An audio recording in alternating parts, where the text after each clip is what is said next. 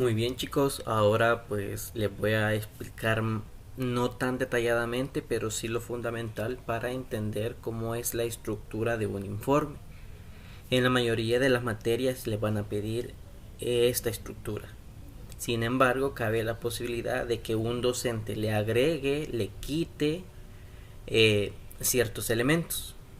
Entonces, por esa cuestión también no se los voy a explicar muy a profundidad.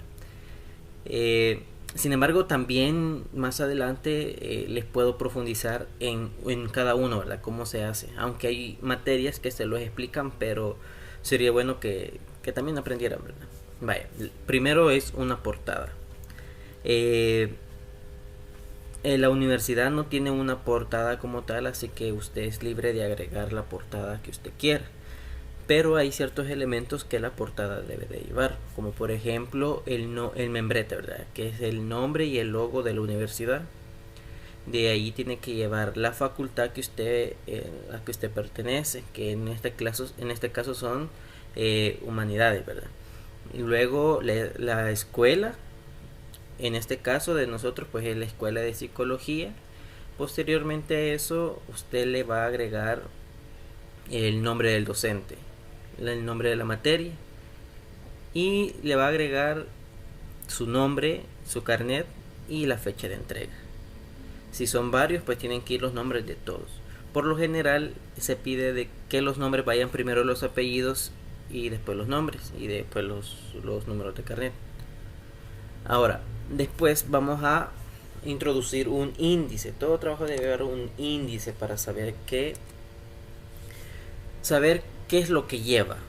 Entonces, acá Word nos brinda ciertas herramientas que sería bueno que las ocupáramos. Usted puede ir trabajando, estructurando su informe y usted puede ir ocupando esto, los títulos. El título 1, título 2. Y acá pues le da la opción que usted los pueda modificar. ¿Por qué? Porque para hacer informes la universidad, según las normas APAS también, porque se utilizan mucho, se pide que sea Arial número 12 justificado. Acá Arial 12 justificado a espacio a 1.5. Las normas APA dice que puede ocupar Arial o Tiny Roman. Perdón que mi inglés no es tan bueno. Siempre número 12 y el justificado se puede ocupar hasta a 2 espacios. El interlineado, perdón. En este caso va a ocupar 1.5. Entonces, como les decía, usted puede modificar los títulos. Le puede poner esas características, Arial, el color, negro y etcétera, ¿verdad? Para que no sea muy largo el video, igual lo voy a hacer un poco corto. Ok, así. Y ya. Entonces, cuando usted marque algo, por ejemplo, marquemos la introducción, usted puede escribirlo y darle el título 1. Si se fijan, cambia. Y acá se nos abre una pestañita. Acá, de nuevo. Y los que sean como subtemas le podemos dar el título 2, etcétera. Entonces, para hacer ya el índice, al final el índice se hace de último, después de que también le hemos puesto el número de página, el pie de página. Venimos acá y le damos correr, no,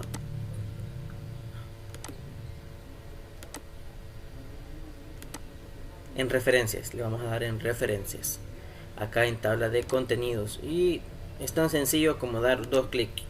Ya ven, contenido, y ya se nos abre esto. Siempre nos va a habilitar todo lo que hemos marcado.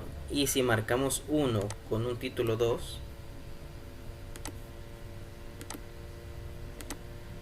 y lo queremos agregar, acaso le damos a actualizar tabla, actualizar toda la tabla, ya, nos abre como un subtema. Y así sucesivamente. No es tan complicado si lo sabemos utilizar. Y es muy sencillo. Volvamos atrás.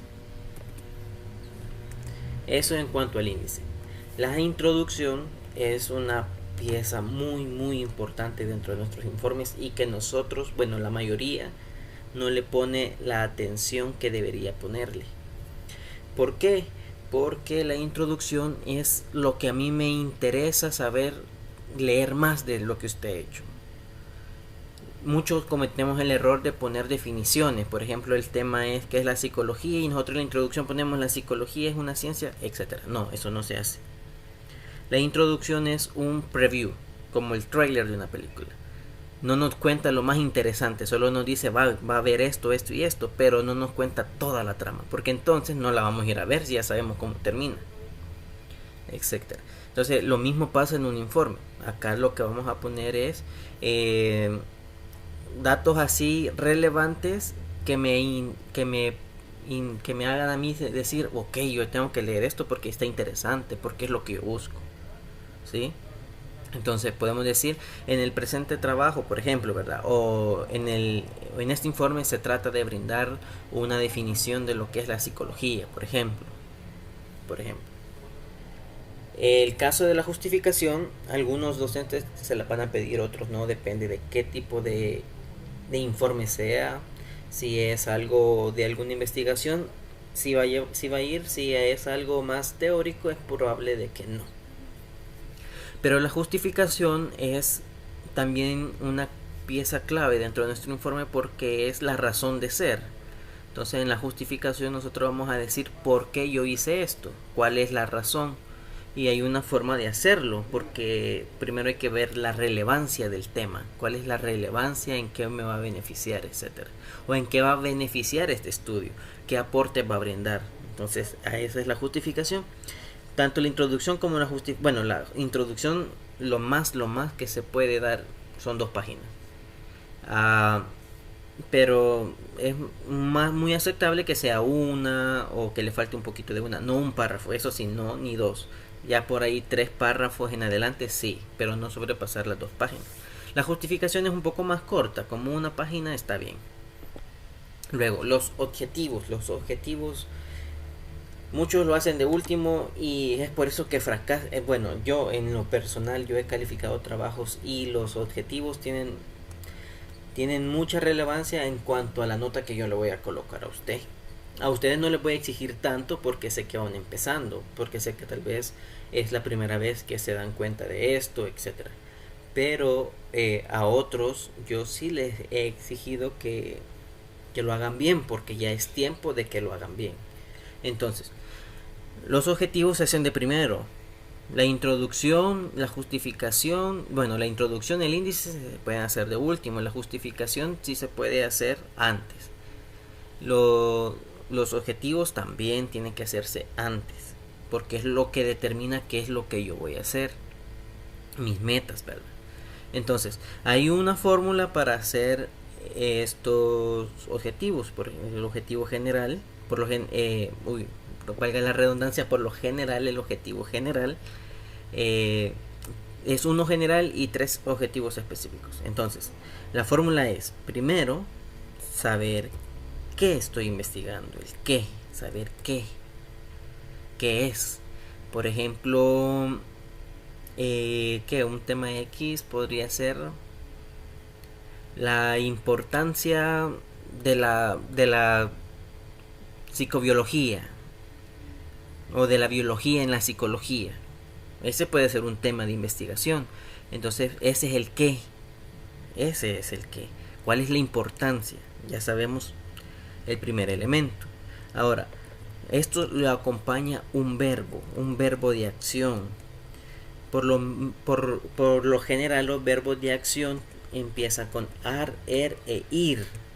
Entonces, nosotros busquemos ahí. Ustedes pueden buscar en internet la taxonomía de Bloom. Taxonomía de Bloom. Y este sujeto lo que hizo fue hacer una tabla de verbos que nosotros podemos ocupar en nuestras investigaciones y lo desglosa en diferentes formas. Por ejemplo, verbos para investigaciones, verbos para informes, verbos para si hacemos una síntesis, etcétera. Entonces el verbo puede ser investigar, ejecutar, analizar, identificar. Entonces, tomando el ejemplo anterior, podría ser identificar cuál es la importancia. ¿Sí? El verbo. Ahora, la siguiente es el cómo. cómo yo voy a hacer esto y cómo se puede hacer. Hay diferentes formas de hacer esto, ¿verdad? Es decir, hacer una investigación y redactar el informe. Entonces, ¿cómo yo lo voy a hacer? Puede ser mediante una investigación bibliográfica, que quiere decir que buscando en libros, buscando en internet, etcétera. Puede ser una investigación de campo, que es salir a la calle, hacer encuestas a la gente, ver cómo la gente se comporta, etcétera. Eso es el cómo, qué medio yo voy a utilizar, mediante encuestas, mediante entrevistas, mediante revisión bibliográfica, etcétera. Y el último elemento es ¿para qué? ¿Para qué yo estoy haciendo esto? Para aumentar aprendizaje, para plantear posibles soluciones, para cualquier cosa. O sea, ¿para qué yo lo estoy haciendo? Para adquirir nuevas competencias, etcétera. Los objetivos específicos van a ser 3 por lo general y se derivan del objetivo general. Esos pueden llevar esta misma fórmula, pero son más cortos. Ahora, el marco teórico va a ser el cuerpo del trabajo, o sea, es la investigación, lo que yo investigué, etcétera. Acá dentro del marco teórico agregamos tablas, agregamos citas, las citas que son muy importantes. Y aquí quiero recalcar algo. Quiero recalcar que las fuentes confiables de información, yo creo y estoy seguro que la mayoría en bachillerato lo que hacía era buscar, agarraba cualquier link, Wikipedia, copiaba lo que decía ahí y lo pegaba en un documento y ya, lo mandaba y listo. Pero acá ya no son las cosas así. Acá se busca algo más profesional y es muy bueno que lo vayamos haciendo desde ya, agarrando ese hábito. Acá no es venir, copiar y pegar, porque eso acá ya se le denomina plagio, es robar las ideas de alguien más y hacerlo pasar como que yo lo hice. No. Por eso se ocupan citas, y la cita es citar a una persona que ha dicho tal cosa que a mí me interesa de mi trabajo. Entonces yo pongo lo que esa persona dice y lo cito, y le pongo según, y le pongo el nombre, el año que fue publicado, de dónde lo saqué, si es un libro, del libro tal, en cuál página está ahí. Así se hace. Entonces las citas son muy importantes. Un trabajo que no haya citado no es confiable, porque entonces me dice a mí, ok, esta persona ha hecho plagio. Y nosotros, tanto docentes como instructores, tenemos una plataforma donde nosotros agarramos el documento, lo subimos ahí y nos dicen, ok, el 90% de este trabajo ha sido copiado. No es propio, solamente el 10% es propio. Entonces, los marcos teóricos se hacen, por ejemplo, usted investiga. Yo sé que usted no sabe, pero leyendo, investigando, usted se va a nutrir y va a saber, y entonces va a poder discriminar y va a decir, ok, según este autor, la psicología es una ciencia que estudia el comportamiento humano. Y usted dice, según este autor, ya ahí ya lo está citando, pero usted le puede agregar algo que usted entendió extra, que tiene el comportamiento humano, y ya usted le agrega, pero también ya parte suyo, ¿verdad? Pero también es una ciencia que estudia los procesos mentales psíquicos. Ya eso es parte suyo. Y así va elaborando el marco teórico y desarrollando el tema. Al final son unas 10, 15, 20 páginas que le ha salido, y va a ser un buen trabajo porque es algo que usted entendió. En cambio, si usted va, copia, pega y lo pone ahí, lo manda y ya, y ya a la siguiente materia, a la siguiente clase, va a andar perdido porque no sabe, no lo leyó, no lo estructuró usted. Bien, eso en cuanto a los marcos teóricos. Luego las conclusiones, la gente hace las conclusiones como: se concluye que el presente trabajo así. No, las conclusiones no son así. Las conclusiones se hacen en forma de puntitos, en el sentido de agregar una viñeta así. ¿Y cuántas viñetas vamos a agregar? Vamos a agregar 3, 4, 5, 6, depende de nuestros objetivos específicos. Las conclusiones se hacen en base a los objetivos específicos. Si yo tengo 3, vamos a hacer 3 conclusiones. ¿De cuánto? De 1, 2 párrafos. ¿Sí? ¿Y qué vamos a decir? Vaya, si el objetivo específico era determinar los procesos mentales.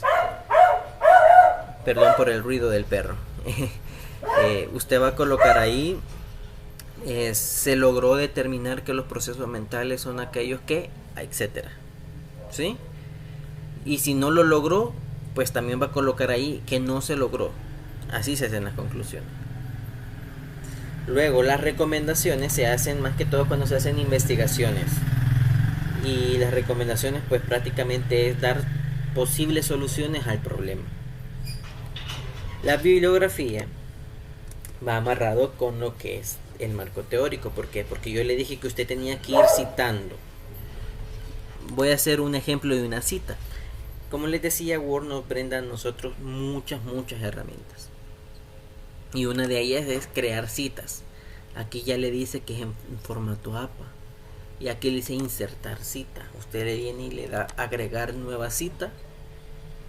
Y aquí le dice autor. Vamos a crear una hipotética. Le vamos a poner Amílcar Villanueva. Usted le va a poner, si hay de un libro, usted pone el nombre del libro. El título. Pongamos fundamentos de la psicología, por ejemplo.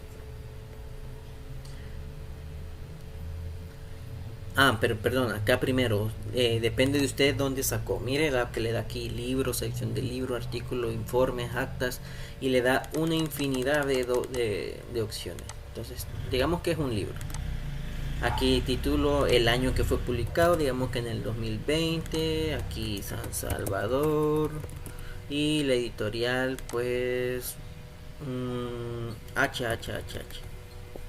Acá le pueden dar mostrar todos los campos y se le van a desplegar muchos más. Eso por lo general está en la segunda, tercera página de los libros que ustedes investiguen. Toda esta información de ahí la pueden sacar. En este caso la vamos a dejar así cortita y le damos acá. ¿Ve? Se creó una cita. Villanueva 2020. Bueno, dice Villanueva. Bueno, entonces usted en la bibliografía, usted va citando todo su documento, digamos que logró unas 15, 10, 20 citas. Y usted viene aquí a bibliografías y acá hay un espacio, siempre en referencias, que dice bibliografía. Y es tan fácil como dar un clic. ¿Ve? Villanueva A 2020, Fundamentos de la Psicología de San Salvador, HHH. Y así, le va a marcar todas las citas que usted puso. Muy fácil, muy sencillo.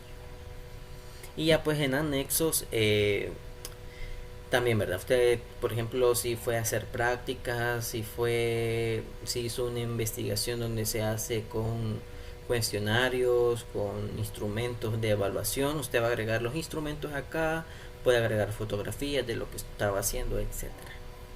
Y esa es la forma de cómo se hace un marco teórico. Tal vez a futuro se los pueda explicar con más detalle, como por ejemplo cómo hacer una buena cita, cómo hacer un buen objetivo. Bueno, aquí ya le di la base de cómo se hacen, pero cómo hacerlo así que quede full a full, cómo hacer una buena justificación, una buena introducción, también así más detallado, también se los podría hacer. Bueno, espero que les sirva este pequeño, bueno, ni tan pequeño, pero este video.